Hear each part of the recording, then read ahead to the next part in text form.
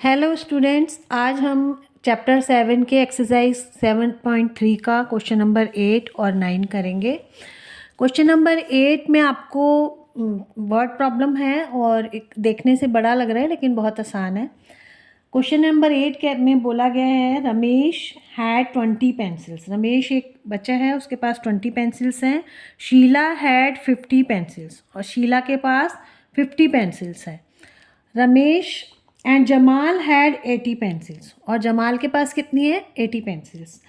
After 4 month, 4 महीने के बाद Ramesh used up 10 pencils. Ramesh ने 20 में से 10 पेंसिल्स यूज़ कर ली। Sheela used up 25 pencils.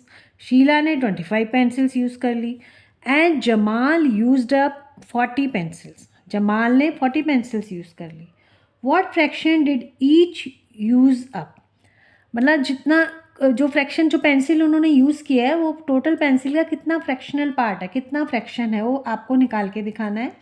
साथ में आपको चेक भी करना है कि check if each has used up an equal fraction of her और हिज पेंसिल्स। अपने पेंसिल का उसने इक्वल फ्रैक्शन यूज़ किया है कि नहीं, ये भी चेक करना है आपको। तो हम पहले रमेश से स्टार्ट करते हैं।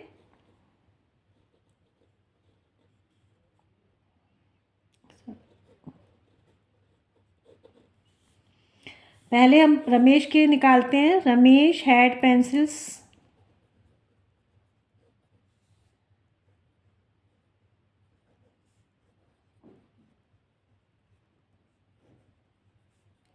कितनी है उसके पास 20 अप। ही यूज्ड अप पेंसिल्स कितनी यूज़ किया उसने 10। अब आपको जो यूज पेंसिल है फ्रैक्शन लिखना है, उसके लिए fraction for used up pencil. तो कैसे लिखेंगे? जैसे आपको जब चैप्टर शुरू किया था तो बताया था कि फ्रैक्शन लिखते हैं तो टोटल नंबर ऑफ ऑब्जेक्ट्स या टोटल नंबर ऑफ डिवीज़न नीचे लिखते हैं डिनोमिनेटर में। तो यहाँ पे टोटल पेंसिल्स कितनी है 20 और हम बात किसकी करें यूज्ड अप पेंसिल की, तो वो आपका ऊपर आ जाएगा 10। तो फ्रैक्शन क्या हो गया आपका 10/20। तो चलो अब इसको हम लोएस्ट फॉर्म में भी कन्वर्ट कर लेते हैं क्योंकि हमें लास्ट में इन्हें चेक भी करना है। तो 10/20 है, इसमें 10 से डिवाइड हो जाएगा या हम कर सकते हैं 0 से 0 कैंसिल हो जाएगा। Answer will be 1/2। अब दूसरा जो है वो बच्चा है, उसका नाम है शीला, लड़की है वो। उसके पास कितनी पेंसिल्स हैं? शीला हैड पेंसिल्स कितनी है उसके पास pencils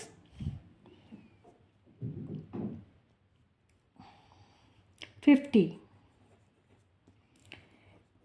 she used up pencils कितनी यूज़ किया उसने 25। तो फ्रैक्शन फॉर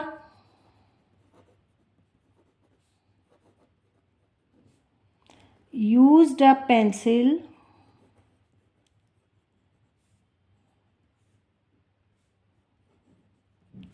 क्या आ जाएगा 50 नीचे आएगा क्योंकि टोटल उसके पास 50 पेंसिल्स है और ऊपर आपका आ जाएगा 25। इसको भी हम लोएस्ट में करेंगे, आप देखोगे दोनों 5 से डिवाइड हो जाएंगे। तो 5 से डिवाइड आप करोगे तो क्या आ जाएगा आपके पास फ्रैक्शन 25 को 5 से करेंगे 5 और 50 को 5 से करेंगे 10। तो ये तो अभी भी अपनी लोएस्ट फॉर्म में नहीं है। तो आप क्या करोगे इसमें, इसको फिर से लिख लेते हैं हम क्योंकि वहाँ जगह नहीं है, इसमें फिर से 5 से डिवाइड कर देते हैं। तो आंसर विल बी 1/2। मतलब इसने भी आधी पेंसिल्स ही यूज़ की हैं, अपनी टोटल फ्रैक्शन पेंसिल्स का हाफ पार्ट उसने यूज़ कर लिया है। तीसरा जो स्टूडेंट है उसका नाम है जमाल।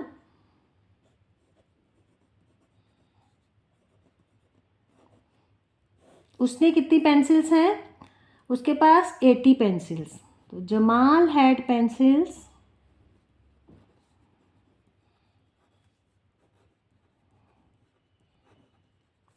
80। ही यूज्ड अप पेंसिल्स, कितनी यूज किया उसने? 40। तो फ्रैक्शन फॉर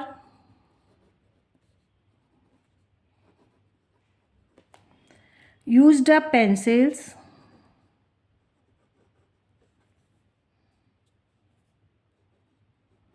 कितना हो गया आपका? 40/80। 0 से 0 कैंसिल कर देंगे और ये फिर 4 से डिवाइड हो जाएगा आपका। 4/8, 4 1 ज़ा 4 2 ज़ा, आंसर विल बी 1/2। तो आप तीनों केस में देख रहे हैं कि फ्रैक्शन की जो सिंपलेस्ट फॉर्म आई है 1/2 आई है। तो जो आपका सेकंड पार्ट है वो भी इसके साथ साथ हो गया, जिसमें लिखा है check if each has used up equal fraction of his pencil. तो yes, all of them used up equal fraction of pencils, that is 1/2। क्यों? क्योंकि सबने तीनों ने हाफ, जितनी पेंसिल थी उसका हाफ पार्ट यूज़ किया है। तो ये आपका क्वेश्चन देखो, देखने में ही लग रहा था आपको बहुत आसान क्वेश्चन है।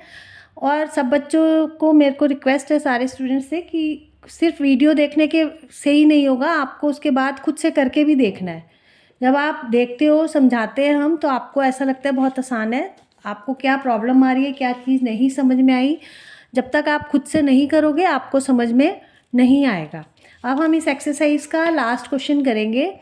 इस क्वेश्चन में कह रहे हैं match the equivalent fraction and right 2 more for each, कि इनमें जो फ्रैक्शंस इक्वल है उनको पहले तो मैच करना है उनको, और फिर जो मैच हो जाएंगे उसके बाद उनके लिए 2 और इक्विवेलेंट फ्रैक्शन आपको लिखने हैं। तो अब ये देखिए कि ये आपको ये सारे जो, अगर आप ध्यान से देखोगे, ये जो दिए हुए हैं 2/3 ये भी सिंपलेस्ट फॉर्म में है। 2/5 this is also simplest form, जो आपको हमने शुरू में बताया कि सिंपलेस्ट फॉर्म होता क्या है। 1/2 भी सिंपलेस्ट फॉर्म में है।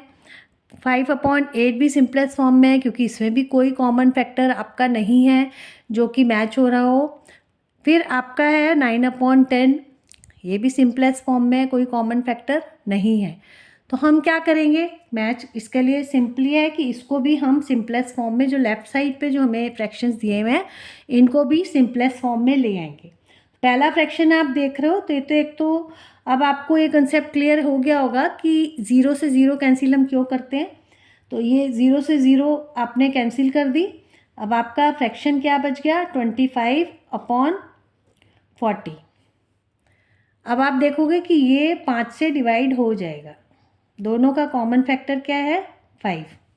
तो आपका क्या आ जाएगा? 5/8। 5/8 ये किसके इक्वल है? ये देखो इधर ये दिया हुआ है आपको 5/8, इससे हम मैच कर देंगे। इसी तरह आप इसको भी लोएस्ट फॉर्म में ले आएंगे, 0 से 0 कैंसिल हो जाएगा आपका, और 18/20 है ये आपका डिवाइड हो जाएगा 2 से, क्योंकि दोनों 18 2 की टेबल में आता है, 9 के में भी आता है, लेकिन 9 से फिर 20 डिवाइड नहीं होगा, इसलिए हम 2 से करेंगे। तो आपका आंसर आ जाएगा इसमें 9/10। इसमें दिया हुआ है 9/10, इससे हम इसको मैच कर देंगे। और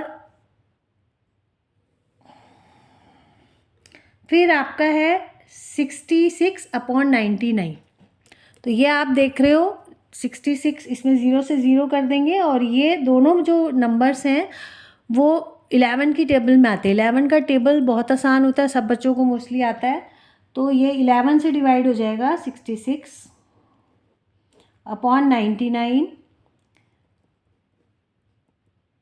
आंसर विल बी 6/9। लेकिन ये अभी भी अपनी सिंपलेस्ट फॉर्म में नहीं है, तो इसको दोबारा आप डिवाइड कर लो। 6/9 को दोबारा हम कितने से डिवाइड करेंगे? 3 से। इसका कॉमन फैक्टर 3 है। आंसर आ जाएगा आपका 2/3। तो आप देख रहे हो 2/3 भी आपके पास है, ये इधर मैच हो जाएगा, ऐसे मैच कर दोगे आप इसको। नेक्स्ट आपका है 180/360, 0 से 0 कैंसिल हो जाएगा आपका। अब इसमें कॉमन फैक्टर क्या है? 9। देखो 18/36 दोबारा लिख लेते हैं, यहीं पे करने से थोड़ा मैसी हो जाएगा। तो आपका ये 9 से डिवाइड हो जाएगा। दोनों जो नंबर्स हैं वो 9 की टेबल में आते हैं, इसलिए मैं बार बार कहती हूँ जब आप ये चैप्टर करोगे तो आपके टेबल स्ट्रांग होने चाहिए। तो आपका ये आ जाएगा 9 की टेबल में 2 टाइम आता है और ये आपका आता है 4 टाइम। अभी भी ये सिंपलेस्ट फॉर्म में नहीं है, तो आप क्या करोगे? इसको फिर से 2 से कर देंगे, तो आपका आंसर आ जाएगा 1/2। 1/2 देखो आपका इधर ये शो हो रहा है यहाँ पे, ठीक है। अच्छा ये वाला है, इसमें 0 से 0 कैंसिल हो जाएगा। इसमें भी ये 11 से होगा डिवाइड, 11 से हमने डिवाइड किया तो 2/5।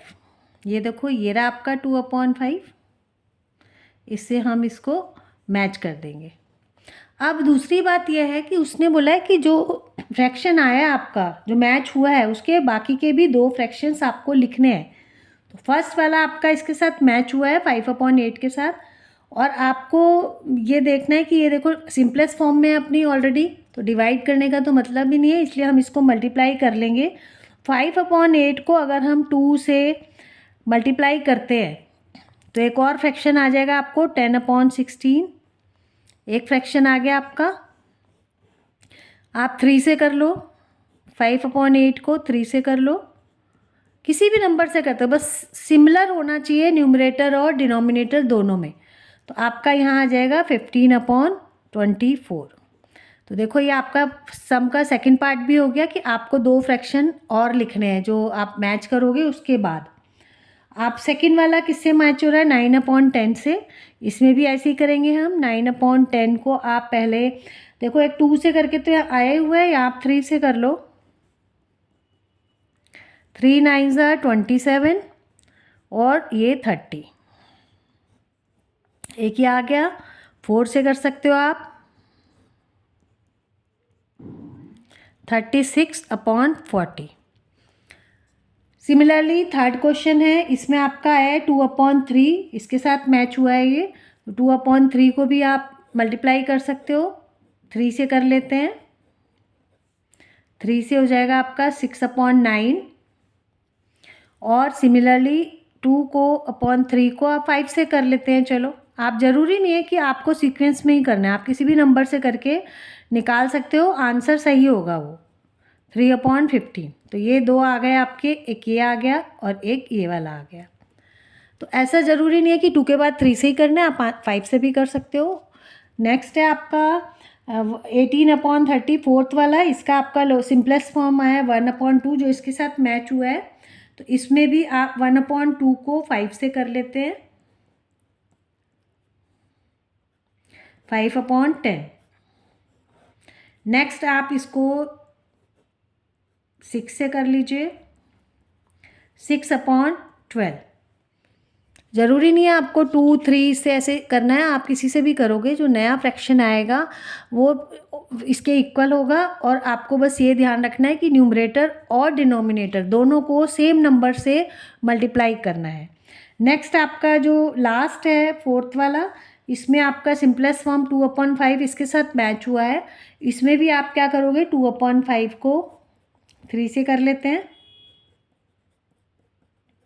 तो answer will be 6/15। Similarly 2/5 multiplied by 4, 8/20। तो इस तरह आपने देखा कि हमने पहले इक्विवेलेंट फ्रैक्शन के कंसेप्ट से सिंपलेस्ट फॉर्म में ला के इक्विवेलेंट फ्रैक्शन को मैच किया, उसके पास और 2 सिंपलेस्ट फॉर्म और 2 मल्टीप्लाई करके इक्विवेलेंट फ्रैक्शंस फाइंड आउट किए। तो ये देखने में आपको लग रहा होगा, लेकिन आप खुद से ज़रूर सॉल्व करना, तभी आपको कंसेप्ट क्लियर होगा। मैं ये बात बार बार बोलती हूँ आपको कि जब तक मैथ्स आप खुद से बैठ के नहीं करोगे, सिर्फ वॉच करने से नहीं होगा। आप सीधा पहले देखिए, उसके बाद खुद से प्रैक्टिस कीजिए। आई थिंक आपको वीडियो में समझ आया होगा। अगर आपको वीडियो अच्छी लगी हो तो प्लीज़ लाइक कीजिए, सब्सक्राइब कीजिए। Thank you.